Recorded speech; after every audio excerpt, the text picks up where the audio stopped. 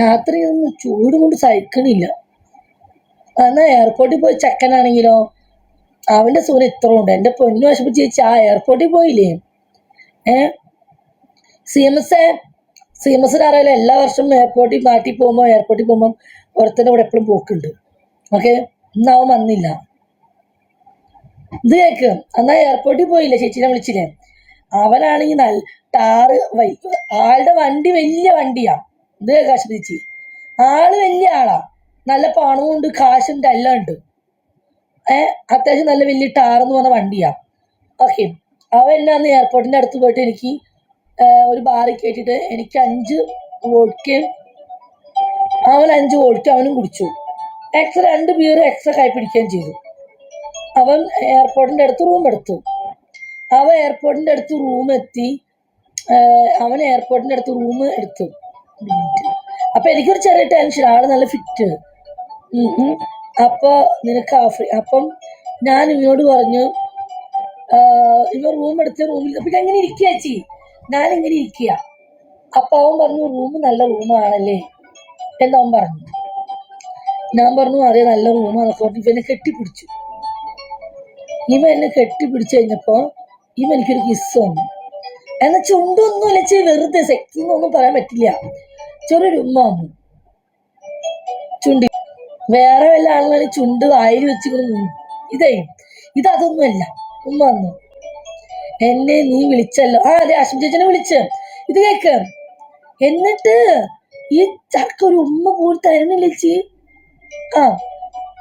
എന്നിട്ട് എന്താക്കി, ഇവൻ ചുമ്മാ വന്നിട്ട് ഞാൻ ഇവന്റെ സുനാമ കയറി പിടിച്ചു.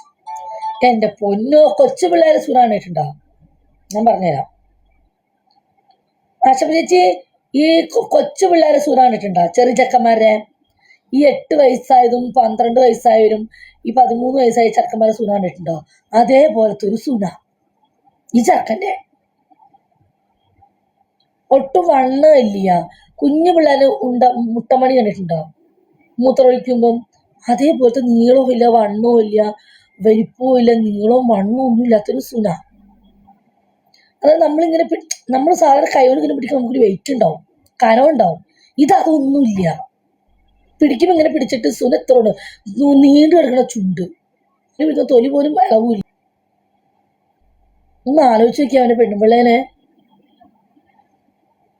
കേറണത് അറിയു പോലും ഇല്ല ചേച്ചി. എനിക്കെത്ര പെട്ടി. ഞാൻ പറഞ്ഞു പോണെന്ന് പറഞ്ഞു. ഞാൻ വഴക്കുണ്ടാക്കി. ഒന്നിനും കൊള്ളായിരുന്നു. ഒരു റൊമാൻസ് ഒന്നുമില്ല ചെക്കന്. കാശ് കിട്ടി. 20,000 രൂപ തന്നു എയർപോർട്ടിൽ വെച്ച്. നീച്ചോട് പറഞ്ഞില്ലേ, 20,000 രൂപ എനിക്ക് തന്നവൻ. കള്ളും മേടിച്ചു. 20,000 രൂപ തരുകയും ചെയ്തു. ഞങ്ങൾ അമ്മച്ചിനെ എൻ്റെ മക്കളൊക്കെ കറക്കാനൊക്കെ കൊണ്ടുപോയി. നല്ല അടിപൊളി. പക്ഷെ ഞങ്ങൾ അറിയണത് എയർപോർട്ടിൽ വെച്ചിട്ടാട്ടോ. അവൻ്റെ സുന വളർത്തുന്ന അവന് അറിയത്തില്ല ചേച്ചി, റൊമാൻസ് ഒന്നുമില്ല. ഞാൻ ആദ്യമൊക്കെ എപ്പോഴും പോയിരുന്നു എയർപോർട്ടിൽ. എൻ്റെ ഒരു സെക്കൻഡ് മറ്റേ മുഹമ്മദ് ഓഫ്, അവൻ ഈ തവണ നാട്ടിൽ പോയതുണ്ടോ, കൊച്ചിന് പനിയായതുകൊണ്ടാ. അതൊന്നര കളിയ, ഭയങ്കരം ഫോർപ്ലേയുടെ ആളാ. ഫോർപ്ലേയും കിസ്സിങ്ങും എല്ലാം അടിപൊളി ചക്കര. അവൻ ഈ തവണ കാണാൻ പറ്റിയില്ല, അവൻ നാട്ടിൽ പോയി. പിന്നെ വിളിച്ചു, എപ്പോഴും വിളിക്കുകയൊക്കെ ചെയ്യും, സമയം കിട്ടിയില്ല വിളിക്കാൻ. ഞാൻ ചീന അയാൾ പോട്ട്, അയാളുടെ സുന ഞാൻ കണ്ടു, കൊള്ളിത്രേ ഉള്ളൂ, എനിക്ക് വേണ്ട. ഞാൻ ഭയങ്കര കാണിക്കില്ല, സുന ചെറുതാന്ന്. പിന്നെ അതല്ല അവന് സെക്സ് അറിയില്ല. അവനെ ഞാൻ എന്ത് കളിക്കാനാ? എനിക്ക് വേണ്ട, ഞാൻ ബ്ലോക്ക് അടിക്കും. കാര്യം പൈസയൊക്കെ അവൻ തന്നു കേട്ടോ. പിന്നെ അതുമല്ല, അതെങ്ങനെ ബന്ധപ്പെട്ടെന്നറിയോ അശ്വതി ചേച്ചി? ഞാൻ മക്കളെ കൊണ്ട് പെരുമ്പാർക്ക് പോയപ്പം ഒരു ചെറുക്കൻ വഴി കൂടെ വിളിച്ചു. അപ്പൊ അവന്റെ റീൽസ് കാണുന്ന പയ്യനാ. അപ്പൊ അവൻ എൻ്റെ അടുത്ത് വന്ന് വർത്താനൊക്കെ പറഞ്ഞു, അമ്മയും മക്കളൊക്കെ ഉണ്ടായിരുന്നു. അങ്ങനെ പരിചയപ്പെട്ടപ്പോൾ അവൻ പറഞ്ഞു, നിങ്ങൾ തന്നെ കറങ്ങാൻ പോകണ്ട, ഞാൻ കൊണ്ടുവന്നാക്കി തരാമെന്ന് പറഞ്ഞു. അങ്ങനെ ഞാൻ എൻ്റെ വീടിൻ്റെ ലൊക്കേഷൻ വിട്ടുകൊടുത്ത് എൻ്റെ വീട്ടിൽ വന്നു. കറങ്ങാൻ പോയൊരു ഫുഡ് നമ്മൾ അങ്ങേർക്ക് മേടിച്ചു കൊടുക്കണ്ടേ? വണ്ടിക്കാശ് ലാഭിക്കാം, അത് സത്യം, വണ്ടിക്കാശ് ലാഭിക്കാം. പക്ഷെ ഫുഡ് നമ്മൾ മേടിച്ചു കൊടുക്കണമല്ലോ. ഫുഡൊന്നും പുള്ളി മേടിച്ചു തരത്തില്ല, മനസ്സിലായോ? അത് എന്നിട്ട് അങ്ങനെ പുള്ളി എൻ്റെ വീട്ടിലേക്ക് വന്നു. അമ്മച്ചോട് മക്കളോട് യാത്ര ആയിക്കോളാൻ പറഞ്ഞു. ഞങ്ങളെ പലയിടത്ത് കറങ്ങാൻ പറഞ്ഞ സ്ഥലത്തൊക്കെ കറങ്ങുന്നുണ്ട്. അപ്പൊ ഒക്കെ നീറ്റാട്ടോ. അപ്പൊ പുള്ളിക്കാരൻ എനിക്ക് വാട്സപ്പിൽ മെസ്സേജ് അയച്ചു, എനിക്ക് നിന്നെ സ്നേഹിക്കണം, എനിക്ക് നിന്നെ പേഴ്സണലായിട്ട് കാണണം എന്ന് പറഞ്ഞു. അപ്പൊ അതിന് വഴി ഒരുക്കി തരുമെന്ന് ചോദിച്ചു. ഞാൻ ഒരു കാര്യം ചെയ്യും, എന്നെ എയർപോർട്ടിൽ നിങ്ങൾ പിക്ക് ചെയ്യുമെന്ന് ചോദിച്ചു. അപ്പോൾ ഓർമ്മ വന്നൊരു കാര്യം ചെയ്യും, അവൻ കൊടുന്നാക്കി തരാമെന്ന് പറഞ്ഞു എയർപോർട്ടിൽ. അപ്പൊ അവൻ പറഞ്ഞു എനിക്ക് 2-3 മണിക്കൂർ ഇനി വിജയ് വേണമെന്ന് പറഞ്ഞു. അപ്പൊ എനിക്ക് വേറെ നിവൃത്തിയില്ല. അപ്പം 4:30 ഫ്ലൈറ്റ്, എനിക്ക് 4:30 ഫ്ലൈറ്റ്, ചേച്ചിക്കറിയാലോ. 4:30 flight Emirates. ഞാൻ എൻ്റെ അമ്മച്ചോടും മക്കളോടും നുണ പറഞ്ഞിട്ട് അത് 12 മണിക്കാക്കി. ഓക്കെ, 12 മണിക്കാക്കി. അപ്പൊ എന്നോട് ഞാൻ ടാഷ ചേച്ചിയുടെ സഹായം ചോദിക്കുകയായിരുന്നു. ഞാൻ ടാഷ ചേച്ചിക്ക് വാട്സപ്പിൽ മെസ്സേജ് അയച്ചു, എൻ്റെ മക്കളെ ബോധിപ്പിക്കാൻ. അറിയോ, ആശപ് ചേച്ചി ഒന്ന് വാട്സപ്പിൽ ഒരു മെസ്സേജ് അയക്കുമോ, എൻ്റെ മക്കളെ കേൾപ്പിക്കാൻ വേണ്ടിയിട്ടാ. എനിക്ക് പൈസ കിട്ടുന്ന പരിപാടിയാ. ഞാൻ എൻ്റെ അമ്മച്ചോടും മക്കളോടും പറഞ്ഞു 4:30 പിള്ളേർക്ക് അറിയാം ടിക്കറ്റ്. ഞാൻ എൻ്റെ മക്കൾ വിശ്വസിച്ചില്ല.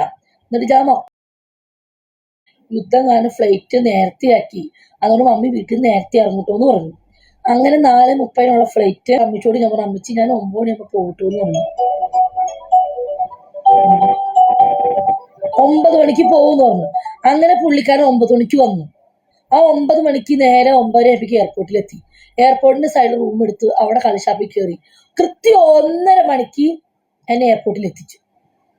കാരണം 1:30, 2:30, 3:30 3 മണിക്കൂറിന് 2 മണിക്കൂർ മുന്നേ എന്നെ അയാൾ എയർപോർട്ടിൽ എത്തിച്ചു. സുരക്ഷിതമായിട്ട് എയർപോർട്ടിൽ എത്തിച്ചു.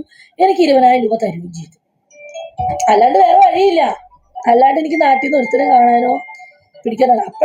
അപ്പം ഞാൻ ചിന്തിച്ചു, അപ്പൊ ഞാനൊരു കാര്യം ചിന്തിച്ചിട്ടുണ്ടോ ഷമീർക്കാം, ഇനി അങ്ങോട്ട് അശ്വതിച്ച് ശ്രദ്ധിച്ചോ, ഇനി നാട്ടിൽ പോകുന്നോ റിട്ടേൺ ടിക്കറ്റ് മക്കളെ കാണിക്കരുത്. എന്നോട് പലരും പറഞ്ഞു, ഒരു കാരണവശാലും ബിജി റിട്ടേൺ ടിക്കറ്റ് വീട്ടിൽ നിന്ന് തിരിച്ച് റിട്ടേൺ ടിക്കറ്റ് എടുത്തുന്നോ റിട്ടേൺ ടിക്കറ്റ് മക്കളെ കാണിക്കരുത്. നിനക്ക് ആരെങ്കിലും പേഴ്സണലി കാണണമെന്നുണ്ടെങ്കിൽ, നാട്ടിൽ കാണുന്നുണ്ടെങ്കിൽ നീ ആ സമയത്ത് പറഞ്ഞാൽ മതി, ടിക്കറ്റ് എടുത്തു ഇന്ന സമയത്താണ് ഫ്ലൈറ്റ് എന്ന് പറഞ്ഞാൽ ആ സമയത്ത് 3 മണിക്കൂർ കസ്റ്റമർ കൂടെ എൻജോയ് ചെയ്യാം. എന്നിട്ട് എപ്പോഴാണ് ഫ്ലൈറ്റ് അവിടെ നിന്ന് 2 മണിക്കൂർ മുന്നേ എയർപോർട്ടിൽ എത്തിയാൽ മതി. മനസ്സിലായോ? ഇനി അതേ നടക്കും. ഞാനിപ്പോൾ അങ്ങനെ ചെയ്യാറ്. നാട്ടിൽ പോകുമ്പോൾ ഞാൻ മക്കളുടെ കൂടെ കുറച്ചുകൂടെ സ്പെൻഡ് ചെയ്യണം, ഞാൻ വേറൊരാളുടെ കൂടെ സ്പെൻഡ് ചെയ്യണം 3 മണിക്കൂർ. ഇനി അതേ പറ്റുമോ, അല്ലാണ്ട് വേറെ വഴിയില്ല.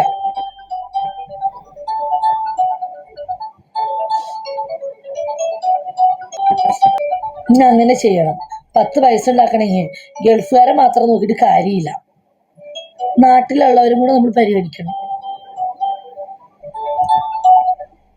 മനസ്സിലായ? PMA അല്ല അശ്വിനിജി, ഗൾഫുകാരെ മാത്രം നോക്കിയിട്ട് ഒരു പ്രയോജനം നമുക്കില്ല.